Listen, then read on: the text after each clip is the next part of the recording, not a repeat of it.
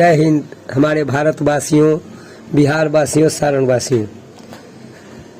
सबसे पहली बात है कि आदरणीय प्रधानमंत्री जी तो कहते हैं कि हम भ्रष्टाचार हमारा मुख्य मकसद है समाप्त करने का। भय भूख भ्रष्टाचार अटल जी का चिंतन था,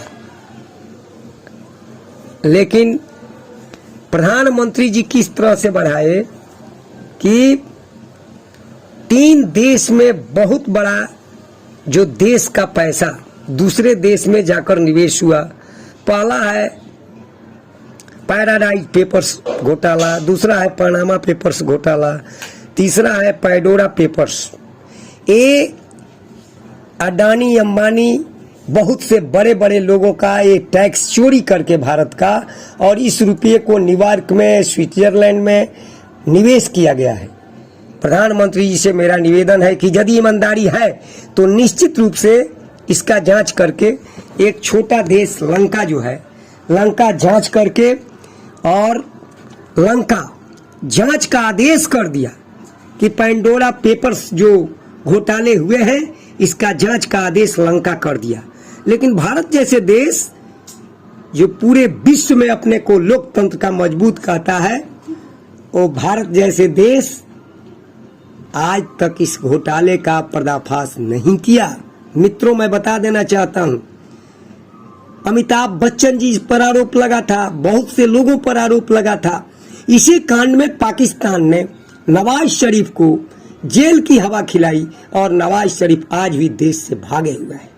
मित्रों, भारत में क्या ऐसा है कि हमारे नौजवान दर दर की ठोकरें खाते हैं।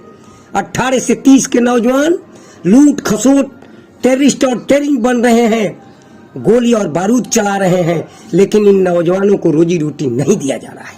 कारण है, इसका मुख्य कारण जितनी पॉलिटिकल पार्टियां हैं, अधिकतर पॉलिटिकल पार्टियां इन लुटेरों से, इन लुटेरों का धन खर्च करके चुनाव जीतती है, और इसके बाद इन लुटेरों को तरजीह देकर बचाने का कार्य करती है। मैं पूछना चाहता हूं, अमिताभ बच्चन जी से आज प्रचार एडवर्टीजमेंट कराए जाते हैं। भारत सरकार के जो भी एडवर्टीजमेंट होते हैं, मैं ये नहीं जानता हूं कि वो पैसे लेते हैं कि नहीं लेते हैं, लेकिन आज तक इन लोगों पर कार्रवाई क्यों नहीं हुई? आज तक ये जो घोटाले हैं, ये पैराडाइज पेपर्स कांड हुआ, इसके बाद पैंडोरा पेपर्स कांड हुआ, ये सारे पेपर्स कांड का क्या कारण है?